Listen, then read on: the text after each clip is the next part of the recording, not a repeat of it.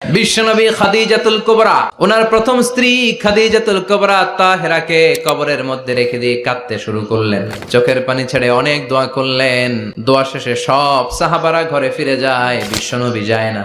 সাইয়েদনা আবু বকর বললেন, ও নবী চলেন ঘরে যাই, অনেক তো দোয়া করলেন। বিশ্বনবী বললেন, আবু বকর তুমি যাও, আমি যাব না। এইটা সাধারণ মহিলা না, এটা বিপদের দিনের সঙ্গিনী খাদিজা।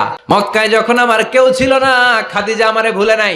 এই একটাই মহিলা, যেই মহিলাকে আল্লাহ আরশের উপর থেকে সালাম দিয়েছে, মহিলাটার নাম খাদিজা। আল্লাহু আকবার। আমার সব সন্তান আল্লাহ খাদিজার পেট থেকে দিয়েছে।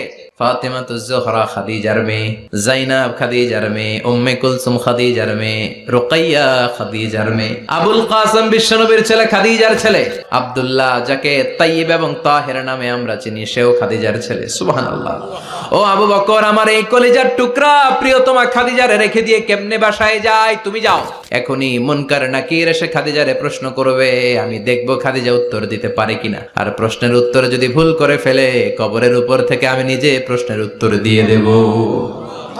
সাইয়েদনা জিবরাইল বললেন, নবী আপনার আর দাঁড়িয়ে থাকার দরকার নাই, আবু বকরের সাথে ঘরে চলে যান। আল্লাহ জানিয়ে দিয়েছে, খাদিজার কবরের প্রশ্নে যদি কোনো সমস্যা হয়, আরশের উপর থেকে খাদিজার প্রশ্নের জবাব আল্লাহ নিজে দিয়ে দিবে।